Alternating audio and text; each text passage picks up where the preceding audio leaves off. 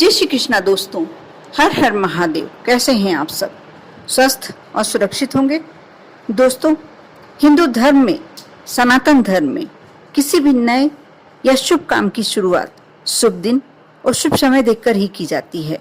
ऐसी मान्यता है, शुभ समय पर कोई कार्य की शुरुआत की जाए तो कार्य निर्विघ्न सफल होते हैं।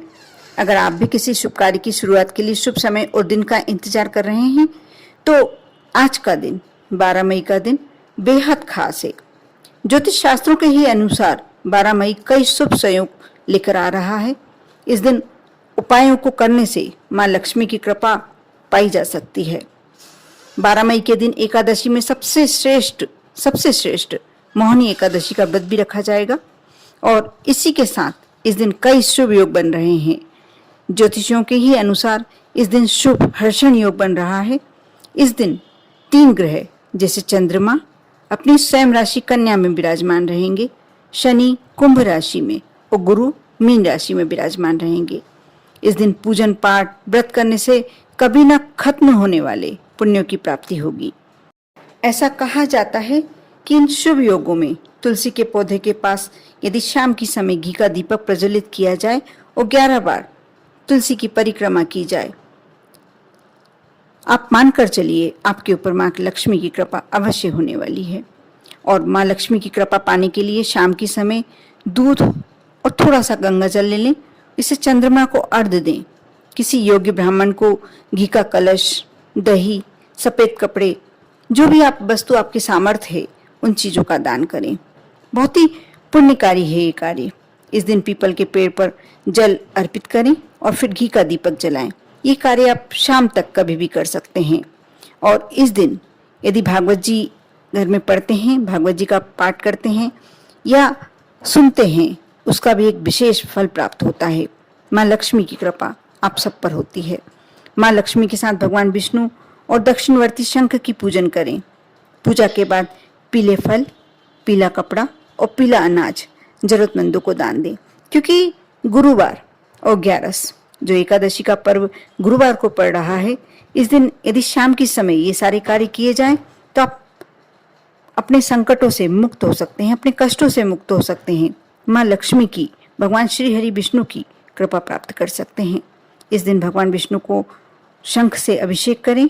माँ लक्ष्मी को शाम के समय खीर का भोग लगाएं। लेकिन इस बात का आपको अवश्य ध्यान रखना है कि माँ लक्ष्मी को आप जो खीर का भोग लगाएंगे उसमें चावल नहीं डलने चाहिए। आप कई की भी बना सकते हैं, मखाने की खीर बना सकते हैं। चावल के अलावा आप बहुत सारी सामग्रियां ऐसी आती हैं, क्षमा की बना सकते हैं।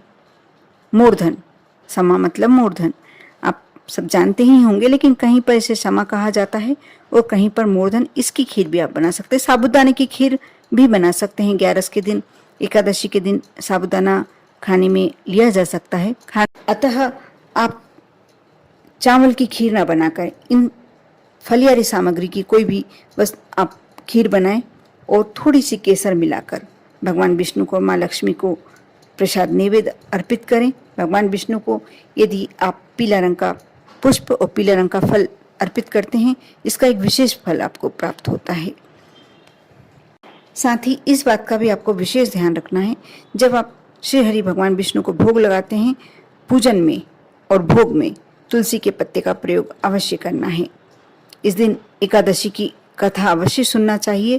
कहते हैं जो व्रत किसी कारण से नहीं कर पाता है, शारीरिक परेशानियों के कारण या और कोई परेशानी है, इसे व्रत यदि नहीं भी कर पाता है और एकादशी की कथा पूरी श्रद्धा के साथ सुनता है, श्रवण करता है, पढ़ता है, उसको पूरा पुण्य प्राप्त होता है।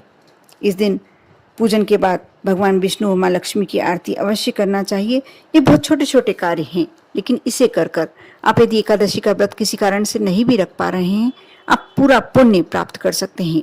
वैशाख मास की मोहिनी एकादशी एक अपने आप में ही श्रेष्ठ है और इस बार बहुत ही सुंदर संयोग लेकर आ रही है। आप अवश्य इसमें से जो भी कार्य कर सकते हैं, शाम तक, रात तक कर सकते हैं, करें।